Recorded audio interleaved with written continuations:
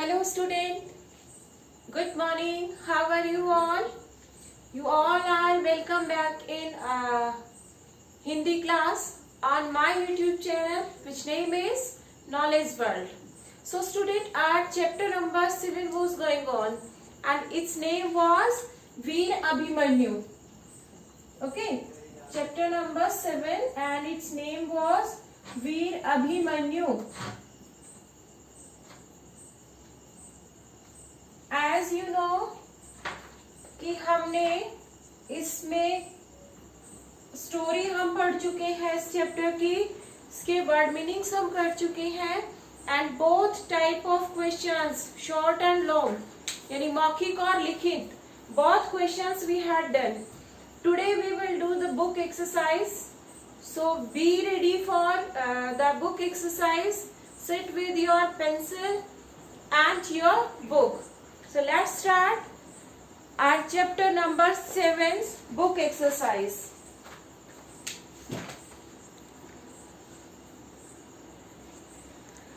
See, our question number 3 was कहानी के अनुसार इन घटनाओं का क्रम लिखिए. हमें इस क्वेश्चन को हम तब कर पाएंगे बच्चों जब हमें ये पता होगा कि स्टोरी में क्या क्या चीजें कैसे कैसे होती है, पहले क्या होता है और उसके बाद कौन सी घटना घटित होती है. तो उसके लिए एक बार ब्रीफ में बता देती हूँ कि जब कौरवों और पांडवों का युद्ध हो रहा था तो युधिष्ठिर जो है वो चिंतित बैठे हुए थे और इसलिए चिंतित थे क्योंकि उन्हें ये पता चला था कि गुरु द्रोणाचार्य ने चक्रव्यूह की रचना की है नेक्स्ट डे के लिए. तो ये सोचकर युधिष्ठिर परेशान थे क्योंकि केवल अर्जुन ही ऐसे पांडव थे जिनको इस चक्रव्यूह को तोड़ना आता था. लेकिन अब जो अर्जुन थे वो उस समय यहाँ पर उपलब्ध नहीं थे, वो कहीं बाहर गए हुए थे, इसलिए जो युधिष्ठिर थे वो चिंतित बैठे हुए थे. उसी समय अभिमन्यु वहां आते हैं और वो कहते हैं कि भाई मैं इस चक्रव्यूह को तोड़ना मुझे आता है तो मैं कल के युद्ध में जाऊंगा. लेकिन युधिष्ठिर पूरे उसको बताते हैं कि चक्रव्यूह में क्या क्या होता है. 7 घेरे बनाए जाते हैं, 7 पर अलग अलग महारथियों को खड़ा किया जाता है, हर द्वार में प्रवेश करने का एक अलग तरीका होता है. तो अभिमन्यु ने बताता है कि मुझे आता है, मुझे पता है कि किस तरीके से इस चक्रव्यूह के अंदर जाया जाता है, लेकिन मैं ये नहीं जानता कि उसमें से वापस कैसे आया जाता है. तो युधिष्ठिर ने पूछा भाई तुम्हें कैसे पता चला कि कैसे जो है इस चक्रव्यूह को भेदा जाता है. तो उसने कहा कि जब मैं अपनी माँ के पेट में था तो मेरे पिताजी ने माँ को एक बार ये बात बताई थी और तभी से मुझे पता है कि किस तरह से चक्रव्यूह के अंदर जाया जाता है, मुझे ये विद्या आती है. तो खूब कहने के बाद जो युधिष्ठिर है वो रेडी हो जाते हैं और इस तरीके से युधिष्ठिर भेज देते हैं अभिमन्यु को युद्ध के लिए. भीम, नकुल, सहदेव ये तीनों भी जाते हैं साथ अभिमन्यु के और वहां जाने के बाद ये तीनों भाई तो अंदर जा नहीं पाते हैं बट अभिमन्यु 7 द्वार में से 6 द्वार पार कर जाते हैं और 7वें द्वार तक जाते जाते जो कौरव सेना थी उसमें भगदड़ मच जाती है. वो लोग घबरा जाते हैं कि एक छोटे से बच्चे ने जो चक्रव्यूह है वो तोड़ दिया है. तो फिर दुर्योधन जो था उसने कहा कि भाई तुम सारे जने एक साथ मिलकर अब इस पर अटैक करो. ठीक है, इस तरीके से सारे जो महारथी थे 7, उन्होंने एक साथ फिर अभिमन्यु पर अटैक किया और अभिमन्यु निहत्था हो जाता है, उसके धनुष बाण सब तोड़ दिए जाते हैं. लेकिन फिर भी वह हार नहीं मानता और अंत में जो दुशासन का पुत्र था दुर्वासन वो पीठ के पीछे से गदा से वार करता है. जब तक अभिमन्यु को संभल पाता पीछे से जयद्रथ जो है वो सिर पर गदा से वार कर देता है और इस तरीके से अभिमन्यु वहां पर बेहोश होकर गिर पड़ते हैं फिर कभी नहीं उठने के लिए. ये थी कहानी. इस कहानी के थ्रू हम ये पता कर सकते हैं कि अब इनमें से कौन सी घटनाएं कौन कौन से नंबर पर हुई. तो देखिए सबसे पहली घटना को ढूंढते हैं इसमें से. तो सबसे पहली घटना है युधिष्ठिर ने अभिमन्यु को युद्ध में जाने की अनुमति दे दी. इसमें से सबसे पहली जो घटना होती है वो है अभिमन्यु को युद्ध में अनुमति मिल रही है जाने की. तो ये तो हमारी फर्स्ट बात हो गई. उसके बाद अभिमन्यु का जयद्रथ के साथ युद्ध होता है क्योंकि आपको पता होगा कि दूसरे ही द्वार पर जयद्रथ था, तो जयद्रथ के साथ युद्ध होता है। उसके बाद द्रोणाचार्य जो है वो लाचारी से अपना सर झुका लेते हैं, ये हमारा थर्ड पार्ट हो जाएगा। उसके बाद होता है दुर्वासन ने अभिमन्यु पर गदा से प्रहार किया, ये फोर्थ पार्ट हो जाएगा। और लास्ट पार्ट होगा अभिमन्यु बेहोश होकर जमीन पर गिर पड़ा। तो ये हमारा सीक्वेंस रहेगा। इसमें पहला जो ऑप्शन है ये 2 नंबर का है, उसके बाद 4, फिर 1, फिर 5 और फिर 3, ये सीक्वेंस रहेगा हमारा। इस जो क्रम है ये सीक्वेंस रहेगा इसका, कहानी के अनुसार इन घटनाओं का, इन स्टोरीज का। ठीक है, अब है अगला क्वेश्चन हमारा रहेगा, इन शब्दों के विलोम शब्द लिखिए। कुछ शब्द दिए हुए हैं, इन शब्दों के विलोम शब्द हमें लिखने हैं। तो ये भाषा ज्ञान का प्रथम क्वेश्चन हो गया हमारा फर्स्ट। इसमें हमें विलोम शब्द लिखने हैं। पहला देखिए, पहला जो है वीरता शब्द दिया है, ये 2 नंबर है।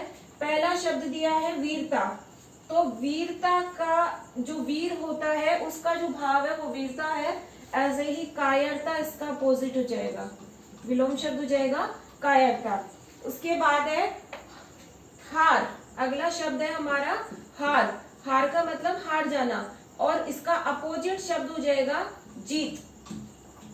फिर है अनेक, अनेक का विलोम शब्द होता है एक। जब कोई चीज एक से ज्यादा हो गई तो वो अनेक, और एक है तो इसका अपोजिट एक। फिर उसके बाद है बाहर, और बाहर का विलोम शब्द हो जाएगा अंदर। नेक्स्ट अगला, और अगला का विलोम शब्द हो जाता है पिछला। और लास्ट है अंत, अंत का विलोम शब्द हो जाएगा हमारा शुरू। ये हो गए विलोम शब्द। फिर से देख लीजिए, वीरता, वीरता का विलोम शब्द हो गया कायरता। हार, हार का विलोम शब्द हो गया जीत। अनेक एक, बाहर अंदर, अगला पिछला, और अंत का हो गया शुरू। तो ये हमने किए विलोम शब्द। अब अगला जो क्वेश्चन है वो अनेकार्थी शब्दों का है। तो प्रश्न नंबर 3 है हमारा अनेकार्थी शब्द। सबसे पहले अनेकार्थी शब्द होते क्या है ये समझ लेते हैं। अनेकार्थी शब्द जो है अनेक प्लस अर्थी शब्द से मिलकर बना है। तो देखिए ये हो गया अनेक, और दूसरा शब्द है इसके अंदर अर्थी, अर्थात ऐसे शब्द जिनके एक से ज्यादा अर्थ होते हैं। उदाहरण के लिए अगर बात करें तो जैसे मैंने शब्द लिया जग शब्द मैंने ले लिया, तो जग शब्द का अर्थ संसार भी होता है, और जग शब्द का एक बर्तन भी होता है, जैसे हम घर में यूज करते हैं हैंडल वाला। ठीक है, तो इस तरीके से जग के एक से ज्यादा अर्थ हो गए, तो ये अनेकार्थी शब्द है। ऐसे ही यहाँ कुछ शब्द हमें दिए गए हैं, इन शब्दों के 2-2 अर्थ हमें लिखने हैं। चलिए शुरू करते हैं। अनेकार्थी शब्द, कुछ शब्दों के एक से अधिक अर्थ होते हैं, उन्हें हम अनेकार्थी शब्द कहते हैं। तो वही अनेकार्थी शब्द हमें लिखने हैं, यहाँ पर उनके अर्थ लिखने हैं, 2-2 अर्थ हमें लिखने हैं। तो पहला जो शब्द दिया है वो है वार।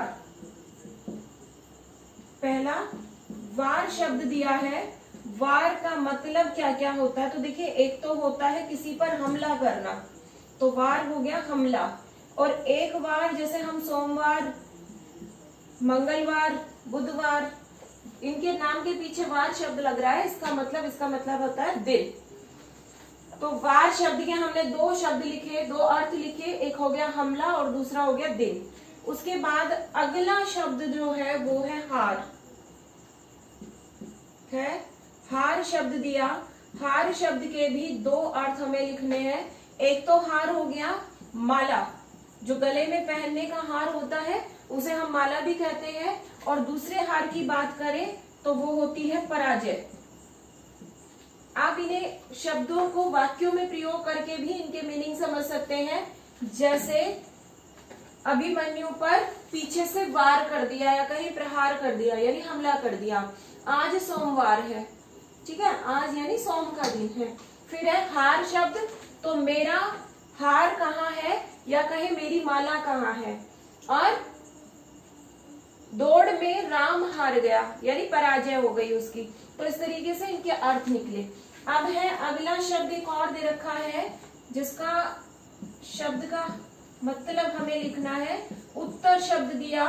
उत्तर शब्द आप लोग अपनी प्रश्नों के उत्तर लिखते हैं, यानी प्रश्न हमने पूछे और आपने उनका क्या लिखा, जवाब लिखा।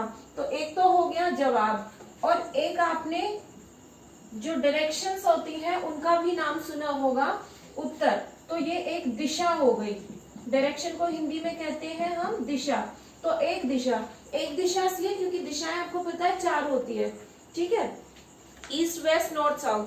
तो हिंदी में ये 4 दिशाएं, उत्तर दक्षिण पूर्व पश्चिम, इस तरह से ये एक दिशा भी होती है। उसके बाद जो अगला शब्द है हमारा वो है चक्र। चक्र का मतलब क्या होता है?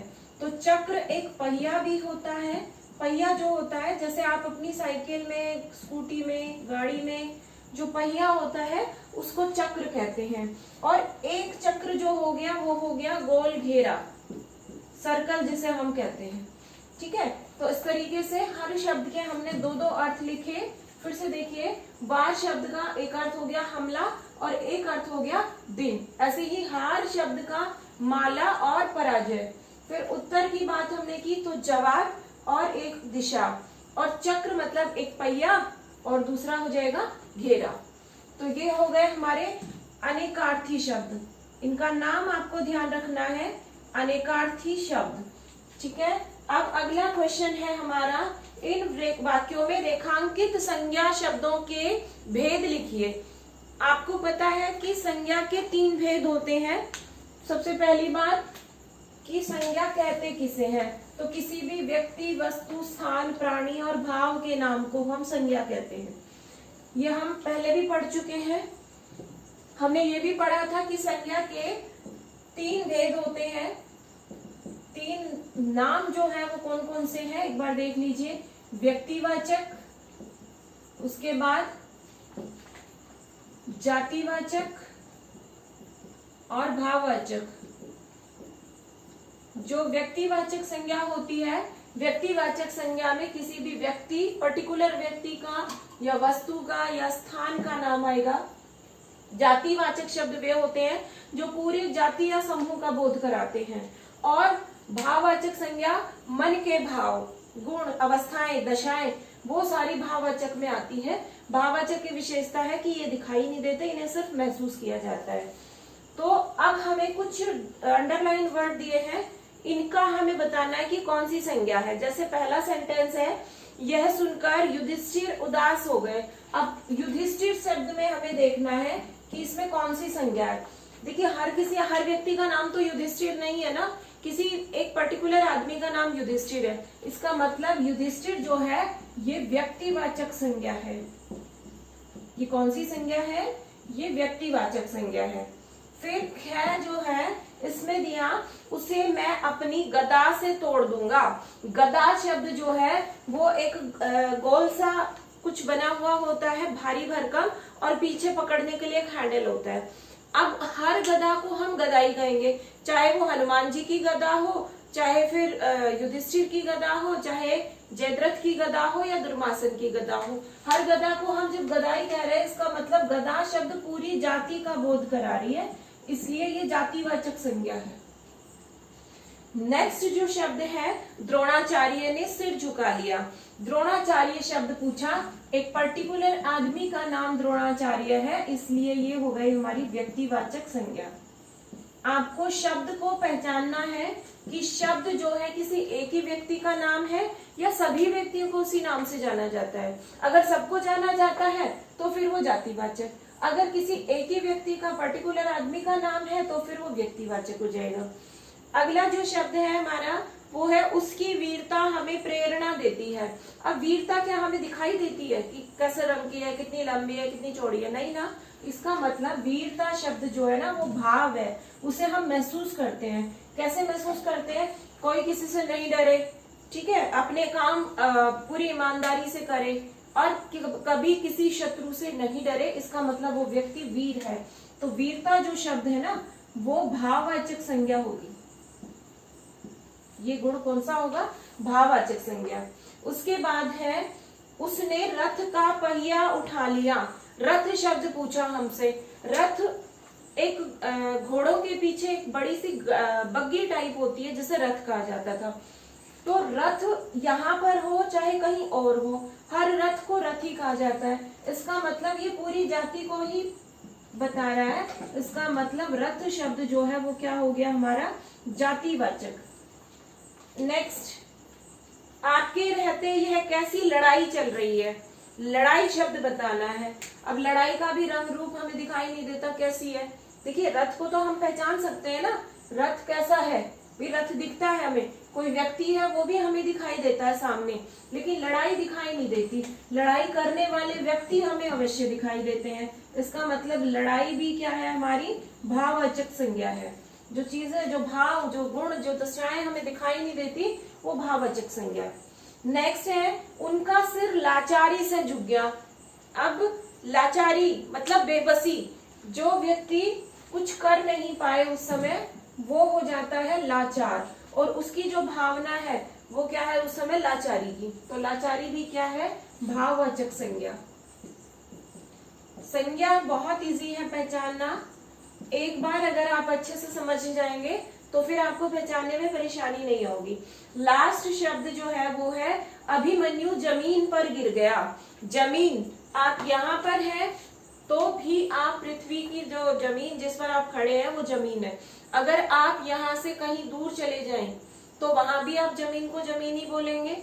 आप दूसरे देश में भी चले जाएंगे तो भी जमीन जमीन ही रहेगी। इसका मतलब जमीन जो शब्द है वो किसको इंडिकेट कर रहा है? जाति को। तो ये हो गई हमारी जातिवाचक संज्ञा। इसी में एक और शब्द दिया अभिमन्यु। अभिमन्यु किसी पर्टिकुलर व्यक्ति का नाम हो गया। अगर हमसे अभिमन्यु पूछा जाता तो फिर अभिमन्यु हो जाता है यहाँ पर व्यक्तिवाचक संज्ञा। तो इस तरीके से हमारा संज्ञा का क्वेश्चन कंप्लीट हो गया है। नेक्स्ट क्वेश्चन है समझिए और छूटे शब्द लिखिए। मतलब हमें कुछ शब्द दिए गए हैं जो आधे अधूरे से दिए गए हैं, यानी उसमें से कुछ शब्द छूट गए हैं। उन छूटे हुए शब्दों को कंप्लीट करना है और उसके बाद दोनों शब्दों को जोड़कर हमें एक नया शब्द बना देना है। तो इसमें जो पहला शब्द है वो है चक्र, और खाली स्थान दिया यहाँ पर, तो यहाँ आ जाएगा व्यूह और शब्द बन जाएगा हमारा चक्रव्यूह। शब्द बना चक्रव्यूह। उसके बाद अगला शब्द इसमें दिया महाशब्द दिया, फिर एक ब्लैंक दिया, तो और आगे शब्द क्या बनेगा वो हमें लिखना है। लिखा हुआ है महाभारत। अब देखिए महा दिया हुआ है तो भारत शब्द इसमें जोड़ देंगे तो ये बन जाएगा महाभारत। उसके बाद युद्ध प्लस भूमि दिया हुआ है, इसे हमें जोड़कर लिख देना है। जैसे आप मैथ्स में करते हैं ना, ये लगभग उसी टाइप का है। तो युद्ध और भूमि दो शब्द दिए, इन्हें जोड़ा तो शब्द बनेगा हमारा युद्ध भूमि, यानी ऐसा क्षेत्र, ऐसी भूमि जहां पर युद्ध होगा, तो युद्ध भूमि। उसके बाद अगला जो शब्द है उसमें दिया एक ब्लैंक दिया हमें यहाँ पर, और यहाँ पर दिया आचार्य, ठीक है। और यहाँ शब्द दिया है हमें द्रोणाचार्य। इसका मतलब हमें आचार्य भी दे रखा है, आगे वाला शब्द हमें लिखना है। तो उसके आगे जो शब्द आएगा वो बताइए मुझे, द्रोण आएगा या द्रोणा आएगा? या तो द्रोणा दे रखा है तो हमें द्रोणा लिखना चाहिए? जी नहीं, यहाँ पर शब्द आएगा द्रोण और ये शब्द है आचार्य। तो ये वाला जो आ है ना, ये वाला आ है, यहाँ पर द्रोण आएगा, ठीक है। यहाँ पर दीर्घ संधि हो रही है। अभी आप लोगों की क्लास में संधि नहीं है, जब आप बड़ी क्लास में पढ़ेंगे तब आप संधियों को समझेंगे। तो ये हो गया हमारा द्रोणाचार्य। अगला जो शब्द दिया उसमें भी इसी तरह से यहाँ पर एक ब्लैंक है और यहाँ पर गति शब्द दिया और फिर दोनों को जोड़कर शब्द बना वीर गति। और अब हमें यहाँ फिल करना है, तो यहाँ वाला शब्द इधर आएगा, ये हो जाएगा हमारा वीर गति।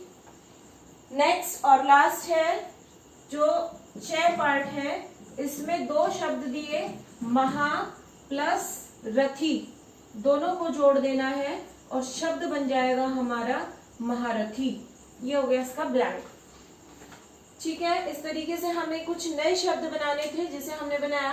पहला बना चक्र प्लस व्यू, तो बन गया चक्रव्यूह। ऐसे ही महा प्लस भारत से बना महाभारत, युद्ध प्लस भूमि से बना युद्ध भूमि, द्रोण प्लस आचार्य से बना द्रोणाचार्य, वीर प्लस गति से बना वीर गति और महा प्लस रथी से बना महारथी। इस तरीके से ये हमारे शब्द कंप्लीट हो गए। अगला और सेकंड लास्ट क्वेश्चन है हमारा। इसमें हमें करना है वाक्य बनाने हैं। कुछ शब्द दिए गए हैं, उन शब्दों से हमें वाक्य बनाने हैं। और वाक्य हमेशा देखिए कभी भी किसी के चीट करके नहीं बनाए जाते। पहली बात, वाक्य आपको खुद बनाने होते हैं।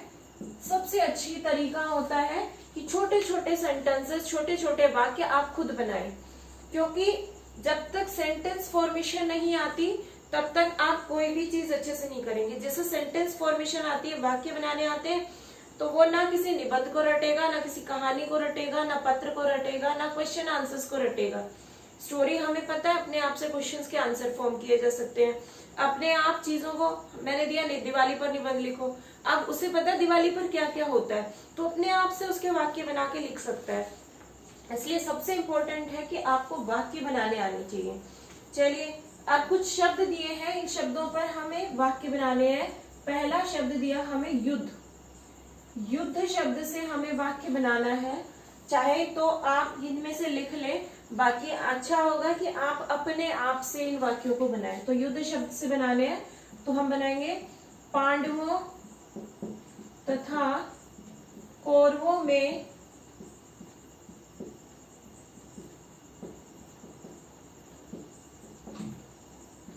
युद्ध हुआ। पांडवों तथा कौरवों में युद्ध हुआ। अब इस युद्ध शब्द को अंडरलाइन कर देंगे। नेक्स्ट है उपाय। अगला शब्द हमारा है उपाय शब्द है। उपाय शब्द से हमें वाक्य बनाना है।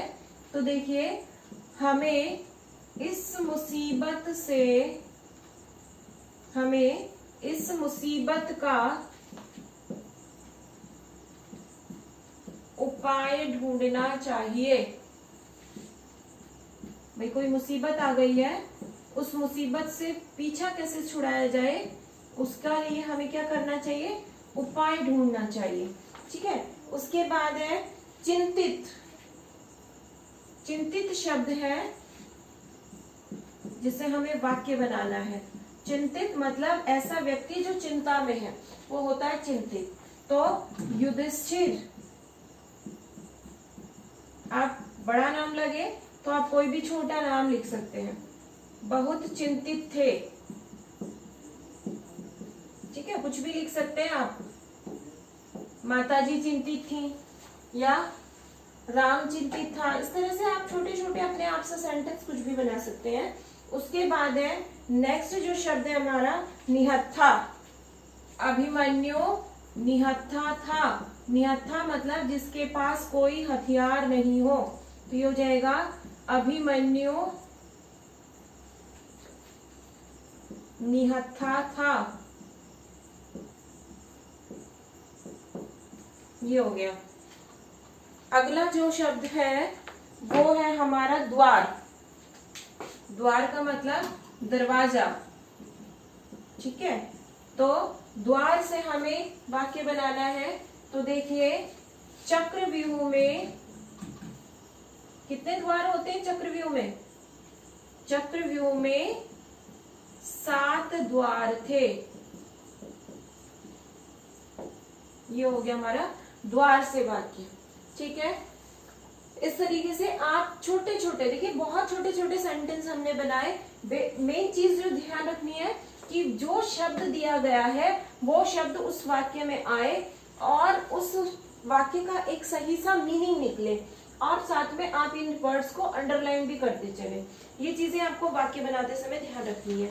अब है लास्ट क्वेश्चन है हमारा, टिक द करेक्ट आंसर है, सही उत्तर हमें चुनना है। तो पहला जो प्रश्न है पुत्र के समानार्थी शब्द है पुत्र। पुत्र मतलब बेटा। अब पुत्र के हमें समानार्थी शब्द लिखने हैं कि पुत्र जो है उसको और क्या क्या कहते हैं। समानार्थी मतलब जो समान अर्थ देने वाले हों, या कहें पर्यायवाची, या कहें हम समानार्थी, दोनों का मतलब एक ही है। तो पुत्र, बेटा और सूत। देखिए बेटा शब्द सही है लेकिन सूत का मीनिंग होता है धागा, तो ये गलत हो गया। फिर है बेटा और सूत, ये हमारा राइट ऑप्शन जाएगा। 6 नंबर 7 का फर्स्ट पार्ट है। तो पुत्र के समानार्थी शब्द बेटा भी होता है और सुत भी होता है, सूत नहीं होता है। सूत का मतलब तो धागा होता है। तो सेकंड ऑप्शन जो है वो राइट है। जबकि थर्ड में दिया तात और तनय। तात तो अपने से बड़े भाई को या फिर पिता को, इस तरीके से तात शब्द का यूज किया जाता है। फिर है यह शब्द प्र के मेल से नहीं बना। मेल का मतलब होता है आपस में जुड़कर। तो यह शब्द, इनमें से कौन सा शब्द है जो प्र के मेल से नहीं बना है? तो देखो प्रहार शब्द जो है इसमें हार शब्द अलग किया जा सकता है और प्र अलग किया जा सकता है। इसी तरीके से प्रदान शब्द में भी दान शब्द अलग हो सकता है और प्र शब्द अलग हो सकता है। लेकिन प्रेरणा शब्द में से हम प्र को अलग करके रेणा शब्द कुछ नहीं बना सकते। इसका मतलब प्रेरणा हमारा इसमें होगा राइट आंसर। प्र के मेल से नहीं बना है प्रेरणा शब्द। ठीक है, तो हमारा second option, sorry first option है सेकंड क्वेश्चन का।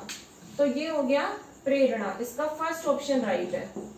और लास्ट जो क्वेश्चन है इसमें हमें बताना है इस वाक्य में रेखांकित शब्द एक वचन में है।